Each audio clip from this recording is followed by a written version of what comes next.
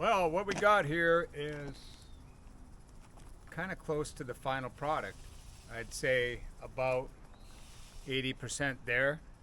The rest of the things that are going to happen are going to be also, I'm going to spray wildflowers and grass on this whole hillside and everything, which is, kind of the landscaping phase, which is not really that important to you anyway. But what we got here, as you've seen by watching the whole rest of the video, you got to see everything exposed, you got to see what was going on. This is kind of like getting closer to the finished stage. Let me show you around. I literally just sprayed this with acid stain just about 20 minutes ago, and it's starting to go a little bit, you're starting to get the colors in here.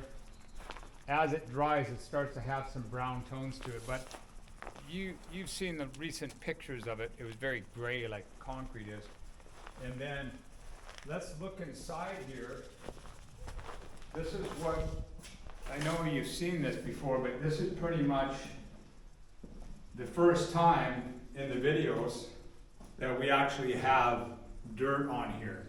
There's about 5 feet of dirt right about here, above here, and first 6 inches of shotcrete and spray foam. There's 2 inches, 3 inches of spray foam, 6 inches of shotcrete, and then 5 feet of dirt.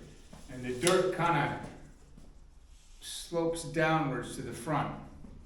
So anyway, as mentioned before, this is going to be the doorway to the whole Hobbit village eventually.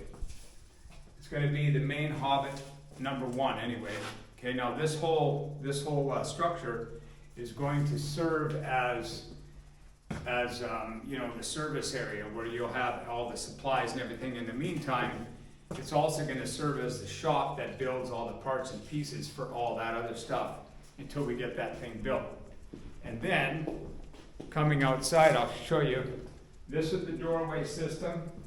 There'll be glass on each side of this, and there'll be a door, a wooden door, and the glass will be shaped in the center with a curve here, curve on the bottom. I'm just showing you that because eventually you're gonna get to see that door, and I'm just designing it, and it's gonna look like that, glass there,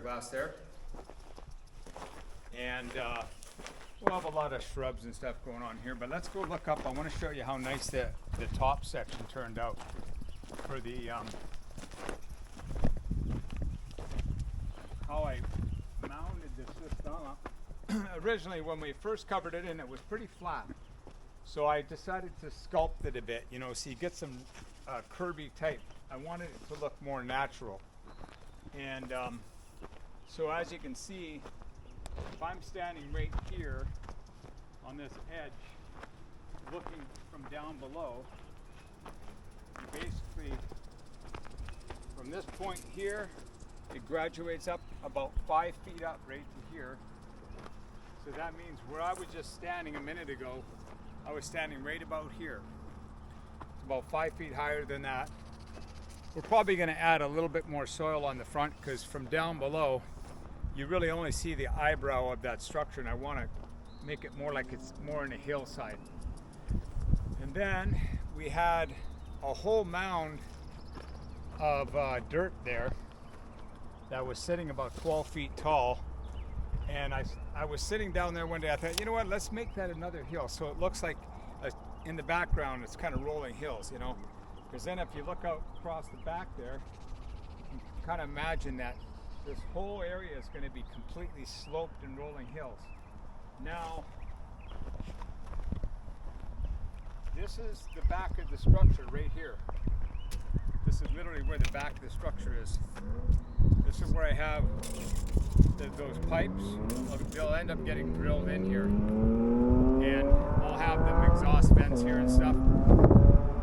I'll have an exit air chamber. The air will come through the front of the ventilator, which will circulate the air supply. But if you were to imagine this, step back there, in is I'm going to have another continuation of that tunnel running here, through here, all the way out past this trailer to the dive of that edge of this cliff here. This whole thing dives down here. You can see where that excavator height is right there. That's the floor height of that side of the building. That's going to be a long tunnel coming all the way to the front, probably about 70 feet, I would guess. It'll have another round door on the front. And then when you walk in that tunnel, there's going to be another one on each side of that tunnel.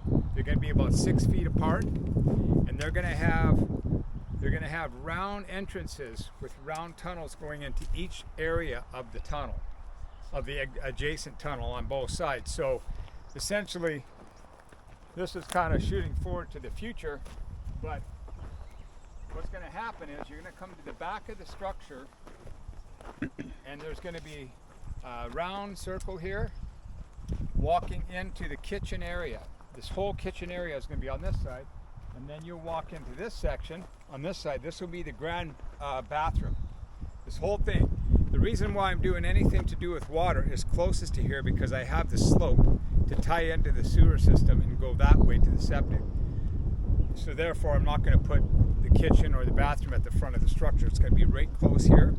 And then after that there'll be like basically big bathroom, big kitchen, and you walk down the corridor a bit. There'll probably be a living room in the center of the corridor that you can walk through. You keep on going, and then there'll be at this section there'll be another round circle which will get into that other tunnel, and there'll be a big library in there, kind of like a really nice cool place to go in and sit and read and all that kind of stuff like they have in the Lord of the Rings. You kind of remember that movie?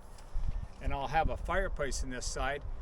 Be kind of like a nice little reading room kind of thing. And then there'll be another circle here. There'll be another bedroom there. Come down a little further. There'll be another kind of get-together room, maybe a quiet pipe smoke type feel, like a smoker's lounge there. And if you look at the Lord of the Rings, you'll notice that they divide the rooms up with big round circles and kind of half tunnels that come down to the ground. It's very similar how I did the front of my structures, the front entrances. I'll do that and I'll tie those into each side, so you get this kind of a feel of like a nice big depth tunnel goes into each one, but not that long. It's just only like 6 feet to tie everything together. So anyway, we got this far this year, and next year we're going to have a whole new thing going on where I'm going to dig all this out next year. So until then, that's about it. See you on the next video.